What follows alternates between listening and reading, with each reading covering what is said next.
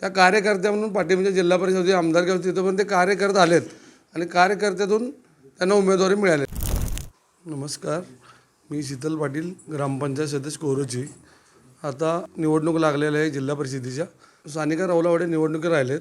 कसं आहे, जिथं कोरोची गावामध्ये आजपर्यंत म्हणजे मी गेल्या 2 वर्षात 5 वर्षात आमदार राऊलावाडे असू देत, आत्ताचे विद्यमान, त्याच्या आधीचे प्रकाश अण्णा आणि हळवणकर साहेब यांच्या माध्यमातून आणि आता विद्यमान खासदार धैर्यशील माने साहेब यांच्या माध्यमातून कोरोची गावामध्ये गेल्या पंचवार्षिकमध्ये राहुल आवाडे आणि प्रकाश आवाडे यांच्या माध्यमातून आपण कमीत कमी 28 कोटी रुपयाची कामं करून घेतलेत. रस्त्याचे, गटर बरं असेल, हॉल बांधणी असेल, बरेच कामं आपण त्यांच्या माध्यमातून करून घेतले.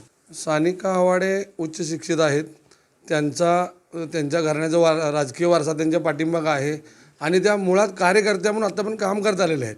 म्हणजे असं डायरेक्ट त्यांनी आले आणि तुम्हाला त्यांना उमेदवारी दिली, त्यांना अनुभव काय नाही, असं काय नाही आहे. त्या कार्यकर्त्या म्हणून पाठिंबा जिल्हा परिषद होती, आमदारकी होती, तिथं पण ते कार्य करत आलेत आणि कार्यकर्त्यातून त्यांना उमेदवारी मिळालेली आहे. या पदाला 100% न्याय देतील सानिका आवाडे.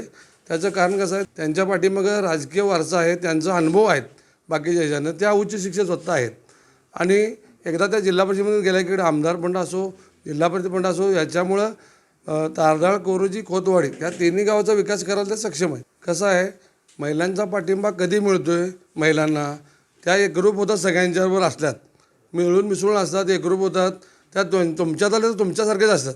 त्याच्यामुळंच त्यांना महिलांचा वाढता पाठिंबा आहे, महिलांचा आहे, बाकीच्यांचाही आहे.